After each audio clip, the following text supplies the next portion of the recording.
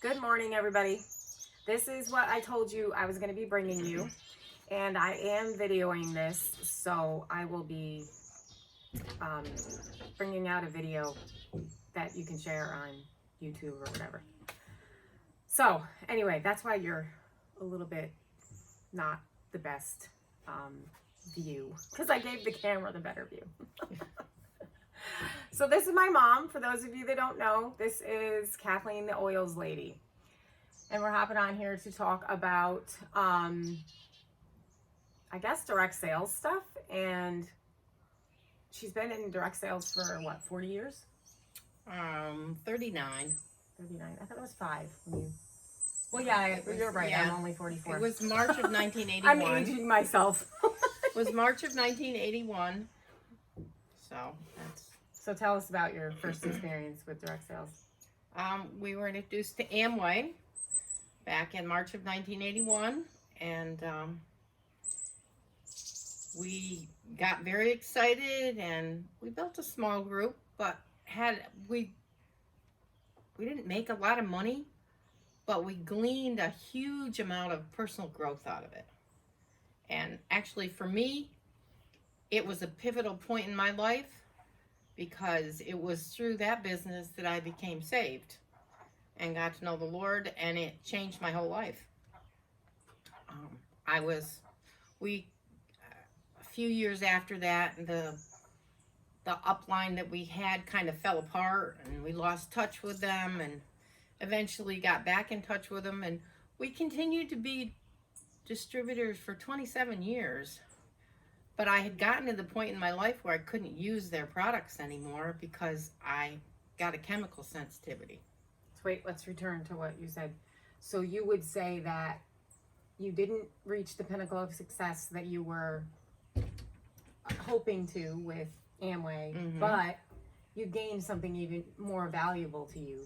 Much more valuable. So, yeah, that was just a point that I wanted to bring out. Much more valuable. And so anyway, sorry to interrupt. That's okay. Go back to and then many years later, we were introduced to Young Living, and at that point, I totally believed in networking and direct sales, because I just think the one-on-one is a good way to introduce people to things. Especially things that are a little different in the world. You can't just walk into a grocery store and pick up, in your case, a Norwex rag, and people know what it's all about. In my case, a bottle of oil. They don't know. I mean, people buy them off the shelf all the time, but they don't know anything about that oil. Just like they don't know anything about your cloths or any of your products. So you need the personal one-on-one to teach people. So I totally believe in that concept. But I also totally believe that you need to be passionate about your product. And that was, for me, the one thing that I didn't get from Amway, is I just didn't find a product I could be passionate about.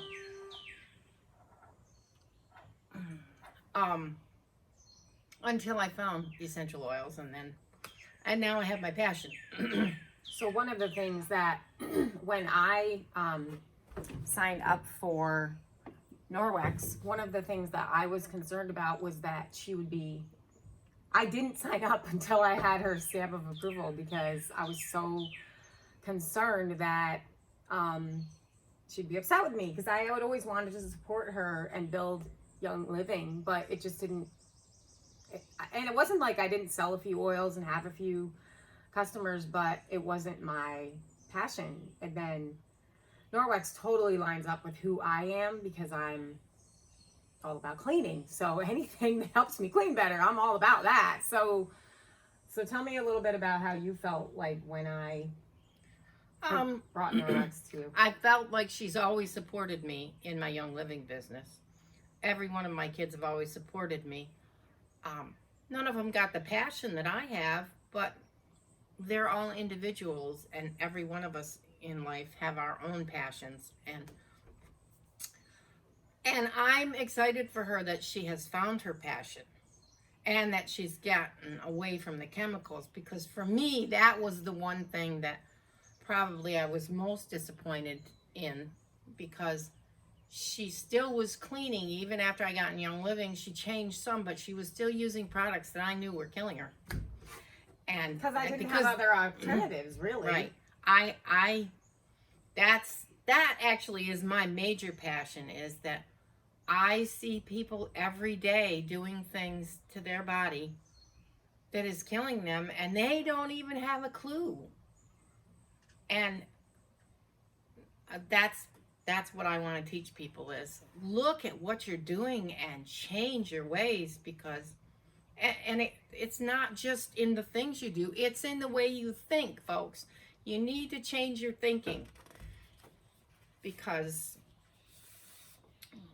we get what we think about every day. Okay, so let's talk a little bit about, so as we build our businesses, obviously, I think one of the things I learned from you was how important like customer care is. And so I think I'm really passionate about customer care. I care about my customers. I care about their needs. I care about them as individuals. And I definitely got that from you. So that's like my first priority. Then, of course, we want to be wise about what we're always like learning and attending conferences, and for me it's lives and connecting with people that know more so I can learn about my product. Same for you. And then the third thing would be building our businesses, which is for me putting team members in place and teaching them how to do the same thing, connecting them with the same avenues that I go down to learn about Norwex and how to build a team and things like that. Where was I going with that? Well, when you say that, I think about... Oh, so I know where I'm going with okay. that. Because you have not reached the pinnacle of success in either of your businesses. And I hadn't gone too far yet. So we're going to talk a little bit. So some of this is organic, and some of this is questions that the Lord gave me, and I asked a couple other people to ask, and she's had time to think about the answers. So we'll start with, do you want to start with the videos or the voice clips? So we have a couple of voice clips from some people that I respect and honor. The first one is going to be... I think my question to your mom is... You can turn your phone. The first one is going to be... being in direct sales for all those years, knowing that there's peaks and valleys just in the 6 years that I've been in, clearly I've had a lot more peaks, and the valleys were not because of the business, but because of me. But my question is, it happens to everybody in direct sales. You have peaks and valleys in this business. What's her best advice when you're in a valley? And that's my good friend, Stacy Martina. And she's also the person that signed me up with Norwex. And she's a red jacket in our business, which would be, I guess, the equivalent of an emerald in Young Living or Amway. Emerald and Amway, that would probably be either a gold or a platinum in Young Living, which is... Oh, okay. Anyway. What to do in the valleys? Well, I'm going to take this back to the first thing you need to know is, why are you doing this? What is your why? Because until you know what your why is, you really usually kind of... You're like going around in the dark. You need to know why you're doing something. And then you need to sit down and really think about, dream. I mean, we all have to dream. If we don't know why we're doing something, we have no... It's like trying to go someplace without having a destination. You can get in the car and drive all over the place and you'll get no place. You've got to have a road map. And when you have a road map and you can look at that road map, you can know where you are. And even with the peaks and valleys, you look at your road map and you know Even if you can't see it, you know that you're going there. Okay. So next question. Next question. This is Melissa, a friend of mine who's also How has direct sales empowered you as a woman, and how have you paid it forward? Oh, wow. That's a good one. It has enriched my life greatly. I have friendships all over the world. I don't have a huge bank account, but I have friends in Australia, Japan, Singapore, England, Belgium, all over probably in every state in the Union. And you can't put a price tag on those. My pay up forward in Young Living was 10 years ago. We were privileged to have the company call us and invite us to come out and do what they call a winter harvest. And because our upline couldn't go, they said to call us, and we went because my husband's a logger and he loves the woods. We went out there for 2 weeks and fell in love with Young Living and spent 6 years going to harvest. We would give up our time and go and work making oils, and we would go to work at 5 in the morning, and sometimes we wouldn't get done until 10 at night because you didn't finish until the truck was loaded and headed for the distillery. And another way we pay it forward is Young Living has a foundation, and we support their foundation. I support a little girl in Ecuador. I pay for her schooling every month. We pay for their schooling, and I'll help anybody that comes to me, whether they're in my organization or not. that's definitely a paying it forward. It doesn't matter who you are or if you're in somebody else's organization. If you want to learn more, I'll teach you. Okay.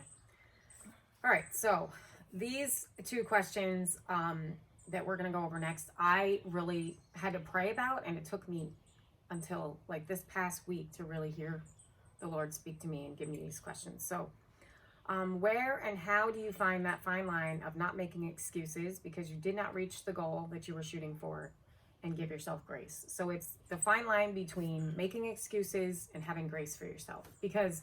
So let me give you a little backstory. My mom, I think, beats herself up a lot. In fact, I know she does because she hasn't reached, her pinnacles of success. But if you know her life story and if you stop and think about it, she really has to give herself grace. She, in the midst of all these years of being in direct sales, she's raised 10 kids. She lost a child at 12 days old, which is a huge impact on your life. And it takes years to, really maybe heal. I don't know if you ever really come back to who you were after a loss like that. They've had, financial difficulties and struggles throughout our entire life, trying to feed and clothe 10 children.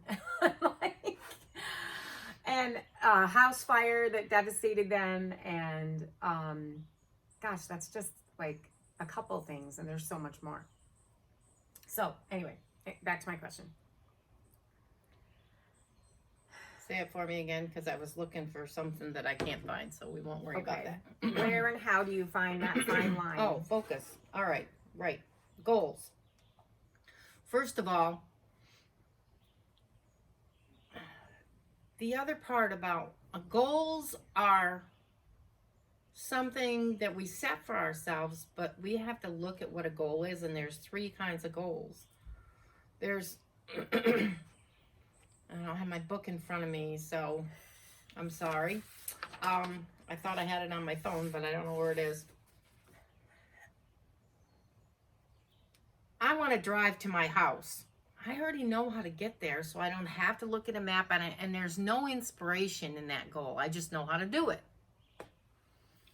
The next one is to go someplace I've never been before, but I get the map out and I do it. But the next one is when you can't even see it. Like in my case, I would love to go to Liechtenstein.